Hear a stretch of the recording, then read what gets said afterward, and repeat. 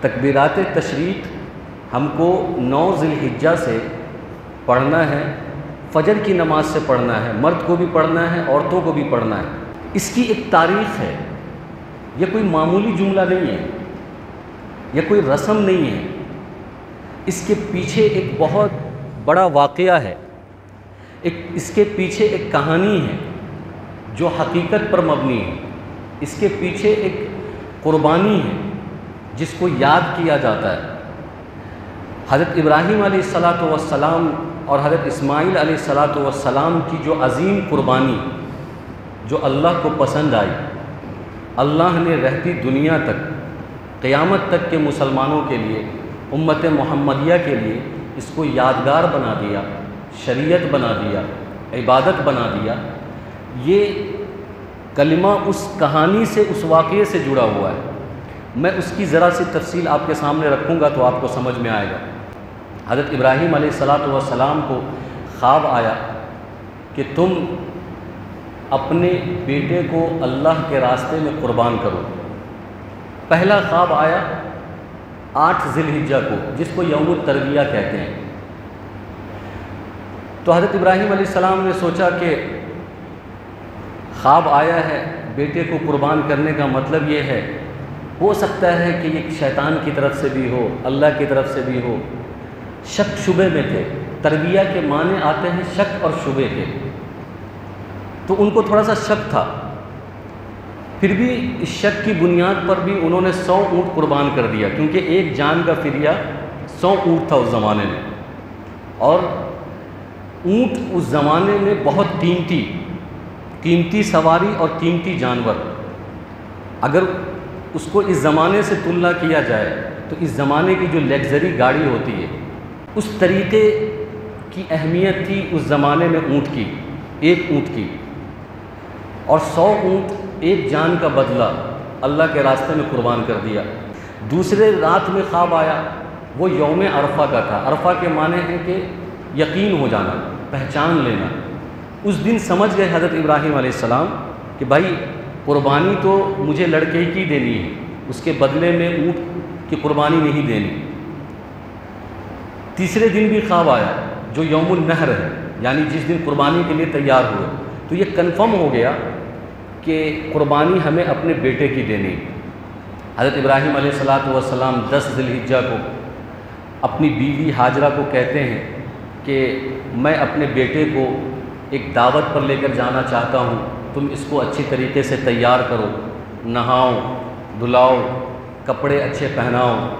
تو حضرت بیوی ہاجرہ نے اپنے بیٹے لخت جگر نور نظر حضرت اسماعیل علیہ السلام کو اچھی طریقے سے نہلاتے ہیں، دھلاتے ہیں، کپڑا پہناتے ہیں، تیل وغیرہ رکھتے ہیں، بال سیٹ دیتے ہیں کہ بھائی میرا بیٹا کسی دعوت پہ جا رہا ہے۔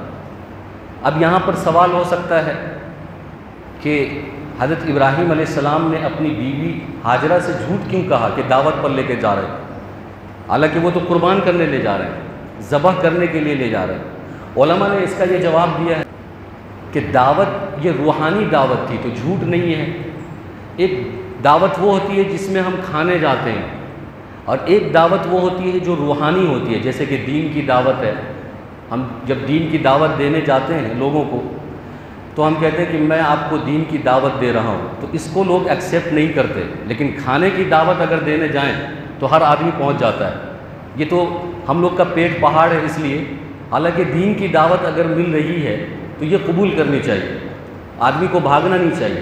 آپ دیکھتے ہوں گے جماعت کے ساتھی جب دین کی دعوت لے کر گلی کوچوں میں محلوں میں جاتے، لوگ دیکھ کر دور سے بھاگ جاتے ہیں کہ دعوت دینے آ رہا ہے، اور اگر پتہ چلے کہ ولیمے کی دعوت دینے آ رہا ہے تو پہلے سے تیار رہتے ہیں کہ بھائی دعوت ہو نہ ہو ہم کو جانا ہے۔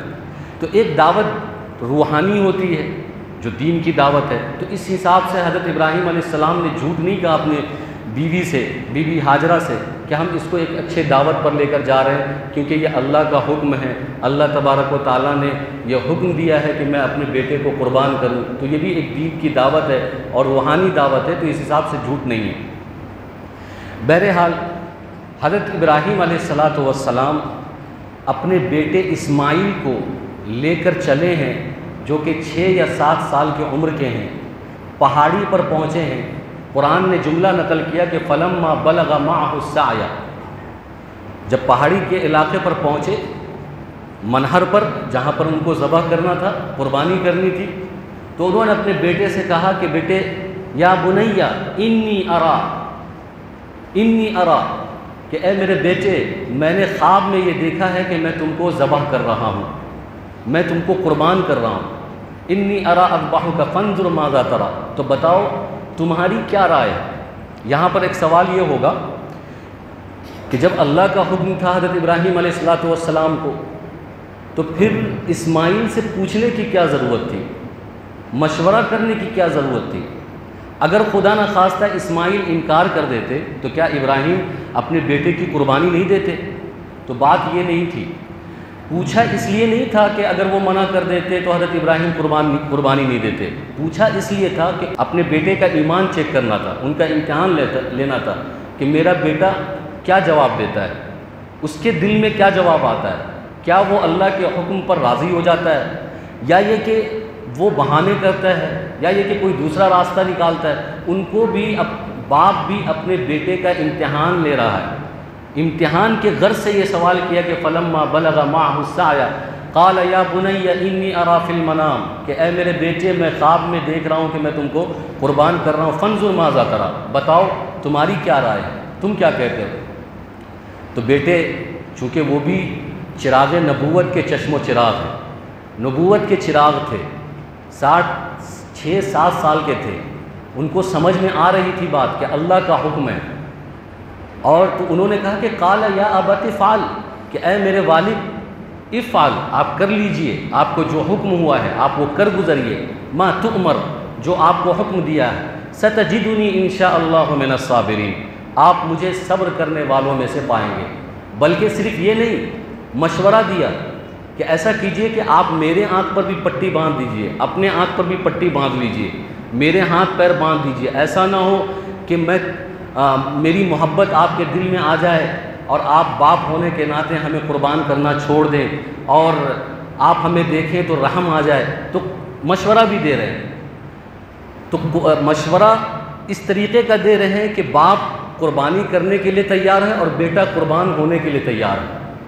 اس لیے ان دونوں قربانی کو اللہ تبارک و تعالیٰ نے بذبح عظیم نام لیا ہے کہ بہت بڑی قربانی، بڑی عظیم قربانی، دنیا میں اس سے بڑی کوئی قربانی ہو نہیں سکتی۔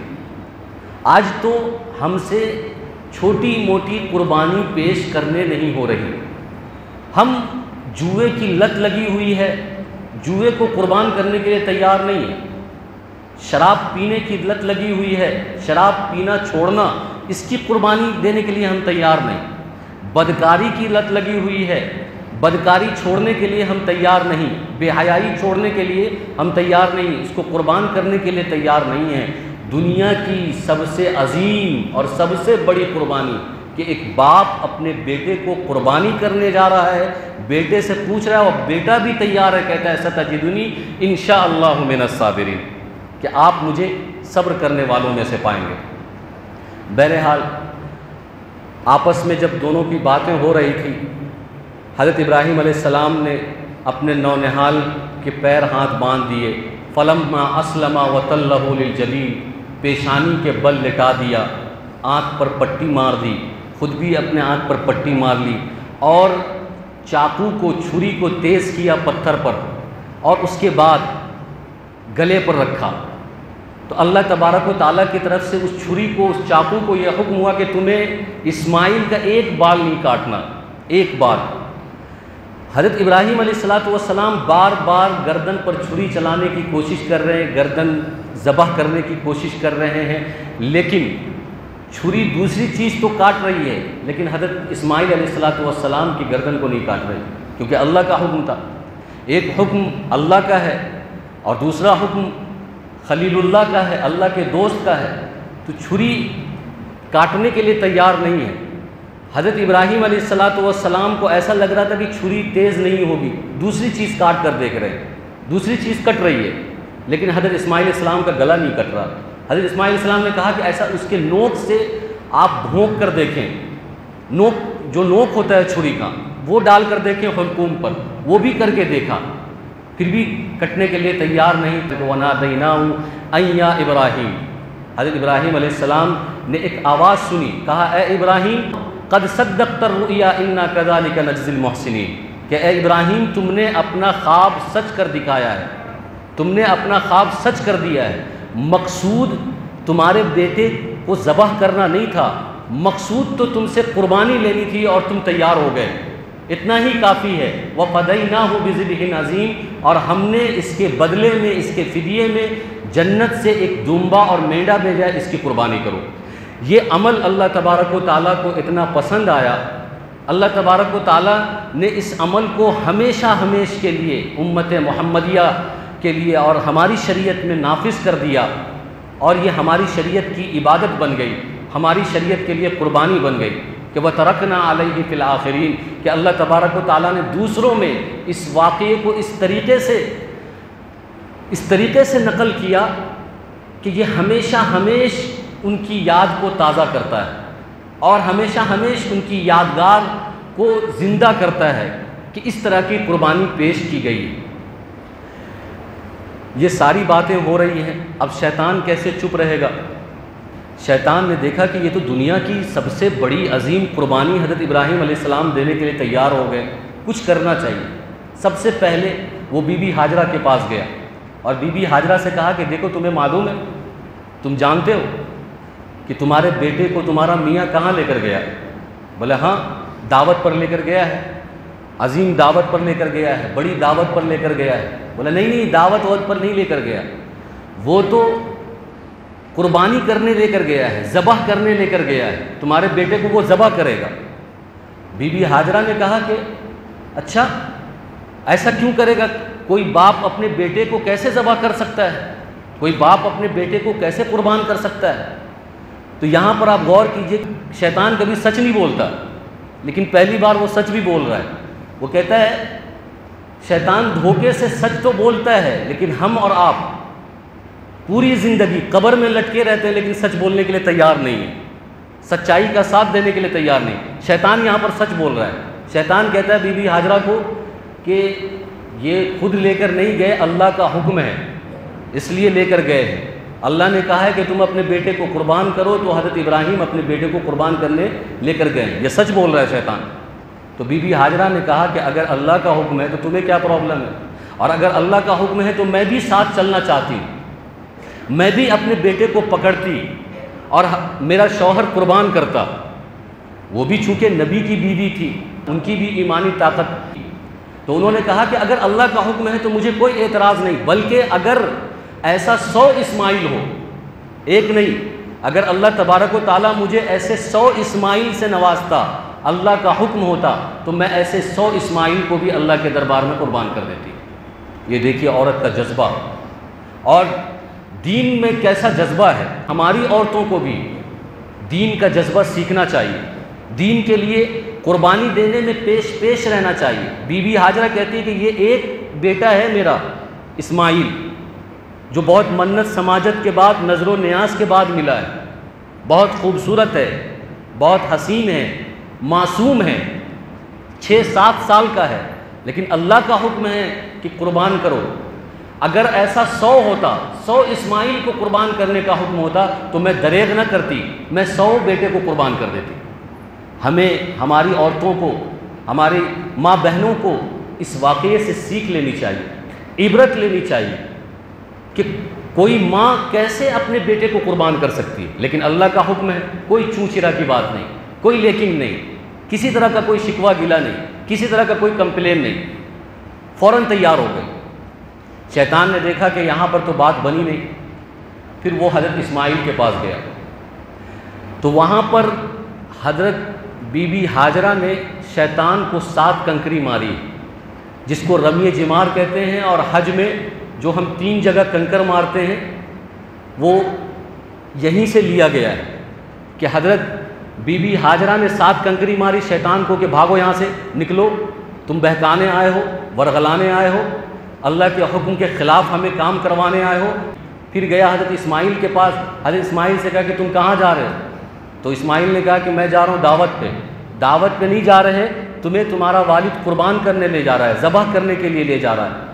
تو حضرت اسماعیل نے کہا کہ کوئی باپ اپنے بیٹے کو کیسے قربان کر سکتا ہے؟ تو شیطان نے کہا کہ اللہ کا حکم ہے۔ تو حضرت اسماعیل نے کہا جب اللہ کا حکم ہے تو ہمیں کوئی اعتراض نہیں، اللہ کا حکم ہے، اللہ کی دی ہوئی جان ہے، اللہ کا دیا ہوا سب کچھ ہے۔ اللہ اگر اپنی مرضی سے ہماری جان لینا چاہتا ہے اور ہماری قربانی لینا چاہتا ہے تو ہمیں کیا اعتراض ہو سکتا ہے؟ وہاں پر حضرت اسماعیل نے 7 کنکری ماری۔ اس عمل کو بھی حج کے اندر ایک یادگار کے طور پر سارے حاجی ادا کرتے ہیں اور 7 کنکری مارتے ہیں۔ پھر اس کے بعد حضرت ابراہیم کے پاس آیا، حضرت ابراہیم کو ورغلانے کی اور بہکانے کی کوشش کی اور کہا کہ تم اپنے بیٹے کو قربان کیوں کر رہے ہو؟ اس کی جگہ کوئی جانور کی قربانی دے دیتے۔ 100 اونٹ کی قربانی تم نے دی، پھر 100 اونٹ کی قربانی دی، اور 300 اونٹ کی دے دو، یا اور بھی مہنگے جانور قربان کر دو، عدد بڑھا دو۔ تمہارا یہ نونہال، یہ لخت جگر جو اتنا خوبصورت بھی ہے، جس سے تم اتنا پیار کرتے ہو، اس کو قربان کرنے کی کیا ضرورت ہے؟ چونکہ حضرت ابراہیم علیہ السلام نبی تھے، سمجھ گئے کہ یہ شیطان ہے، بہکار ہے، تو حضرت ابراہیم علیہ السلام نے بھی 7 کنکری ماری۔ 7 کنکری حضرت ابراہیم نے ماری، 7 حضرت اسماعیل نے ماری، 7 بی بی ہاجرہ نے ماری، جو حاجی لوگ اس کو یادگار کے طور پر شیطان کو آج تک کنکری مار رہے ہیں۔ آسمان میں چرندے، پرندے، درندے، فرشتے، وہ سب پکار اٹھتے ہیں، سب صدائیں لگاتے کہ آخر یہ کیا ہو رہا ہے؟ دنیا نے اس سے پہلے کبھی ایسی قربانی نہیں دیکھی، اور اس کے بعد دنیا نے کبھی ایسی قربانی نہ دیکھے گی۔ حضرت جبرائیل علیہ السلام آسمان سے جب وہ دمبا لے کر آئے، جنت کا دمبا، تو اس وقت انہوں نے یہ جملہ کہا جب حضرت اسماعیل علیہ السلام کو لٹا دیا گیا پیشانی کے بل، تو یہ جملہ کہا اللہ اکبر، اللہ اکبر۔ میں آپ کو اس کا بیک گراؤنڈ بتا رہا تھا نا کہ تکبیرات تشریق کا بیک گراؤنڈ کیا ہے، یہ ہے اس کا بیک گراؤنڈ، یہ ہے اس کا واقعہ کہ حضرت جبرائیل علیہ السلام نے یہ جملہ کہا اللہ اکبر، اللہ اکبر، کہ اللہ ہی بڑا ہے۔ تو یہ واقعہ ہمیں سکھاتا ہے، یہ واقعہ ہمیں بتاتا ہے کہ اللہ کے حکم کے بعد ہماری مرضی کی کوئی اوقات نہیں ہے، ہماری خواہش کی کوئی اوقات نہیں ہے، ہمارے جذبات کی کوئی اوقات نہیں ہے، ہمارے عقل کی کوئی اوقات نہیں، ہمارے خواہشات کی کوئی اوقات نہیں۔ بہت مرتبہ ایسا ہوگا کہ اللہ کا حکم ہے، ہم کو سمجھ میں نہیں آ رہا، ہمارا دل مطمئن نہیں ہے، عقل ہمارا مطمئن نہیں ہے، تو ہمیں صرف اس وجہ سے وہ کام کرنا چاہیے کہ بھائی اللہ کا حکم ہے، اور سلنڈر ہو جانا ہے۔ مسلمان کا مطلب یہ سلنڈر ہونا۔ اسلم یسلم، اسلام کے معنی آتے ہیں سلنڈر ہو جانا، سرنگوں ہو جانا، اپنے آپ کو بچھا دینا، اپنے آپ کو جھکا دینا، مان لینا، کوئی چونچرا نہیں کرنا، سر اٹھانا نہیں، سرنگوں ہونا، یہ اسلام کا مطلب ہے۔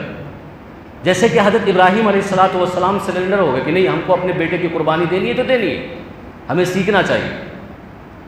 تو وہاں پر ساری دنیا نے دیکھا، ساری مخلوق نے دیکھا، بری مخلوق نے دیکھا، بحری مخلوق نے دیکھا، انہوں نے صدائیں لگائیں، انہوں نے آوازیں لگائی، حضرت جبرائیل علیہ السلام کی زبان سے بے ساختہ یہ جملہ نکلا اللہ اکبر، اللہ اکبر۔ جب یہ جملہ حضرت جبرائیل علیہ السلام سے حضرت اسماعیل علیہ السلام نے سنا تو انہوں نے کہا لا الہ الا اللہ، کہ اللہ ہی معبود ہے، اللہ ہی پالنہار ہے، اللہ ہی پروردگار ہے، اللہ ہی خالق کائنات ہے، اللہ ہی جان دینے والا ہے، اللہ ہی زندگی دینے والا ہے، اللہ ہی ساری مخلوق کو دنیا میں وجود دینے والا ہے، اور اگر وہ اپنی مرضی سے کسی کی جان لینا چاہتا ہے، کسی کی قربانی لینا چاہتا ہے، تو کسی کو کیا اعتراض ہو سکتا ہے یا کسی کو کیا کمپلین ہو سکتا ہے؟ تو اللہ تبارک و تعالیٰ کی دی ہوئی امانت یہ جان ہے، اللہ نے دی ہے، اللہ اپنی مرضی سے لے لے۔ تو انہوں نے کہا لا الہ الا اللہ۔ پھر حضرت ابراہیم علیہ السلام نے جب اپنے بیٹے سے یہ جملہ سنا تو کہا واللہ اکبر وللہ الحمد، کہ اللہ بڑا ہے اور ہم اللہ کی تعریف کرتے ہیں، ہمیں کوئی اعتراض نہیں ہے، ہم کسی طرح کا شکوہ نہیں کر رہے، ہمیں کوئی غم نہیں ہے، ہمیں کوئی رنج نہیں ہے کہ میرا بیٹا نونہال، لخت جگر، نور نظر، معصوم 6 سے 7 سال کا، ہم اس کو اللہ کے راستے میں قربان کرنے آئے، ہمیں کوئی پچھتاوا نہیں ہے، ہمیں کسی طرح کی کوئی شرمندگی بھی نہیں ہے، ہم تو اللہ کا حکم ادا کر رہے ہیں اور اس پر ہمیں فخر ہے، اور یہ ہماری سکون کا باعث ہے، یہ ہماری اطمینان کا باعث ہے، اور ہم اللہ کا شکر ادا کرتے ہیں، ہم اللہ کی تعریف کرتے ہیں کہ اللہ نے مجھے اس امتحان اور اس قربانی کے لیے چنا ہے۔ اللہ تبارک و تعالیٰ نے حضرت ابراہیم علیہ السلام کی زندگی کو قربانیوں سے بھر دیا تھا، قدم قدم پر قربانی۔ وَإِذِ ابْتَلَىٰ إِبْرَاهِيمَ رَبُّهُ بِكَلِمَاتٍ فَأَتَمَّهُنَّ قَالَ إِنِّي جَاعِلُكَ لِلنَّاسِ إِمَامًا، کہ اللہ تبارک و تعالیٰ نے آزمایا ابراہیم کو چند واقعات سے، چند کلمات سے۔ مفسرین نے لکھا ہے کہ 30 مقامات ایسے ہیں جہاں پر اللہ تبارک و تعالیٰ نے حضرت ابراہیم کا امتحان لیا، اور وہ ہر امتحان میں کھرے اترے، ہر امتحان میں کامیاب ہوئے۔ 4 بڑی قربانیاں ہیں ان کی، 4 بڑے امتحان۔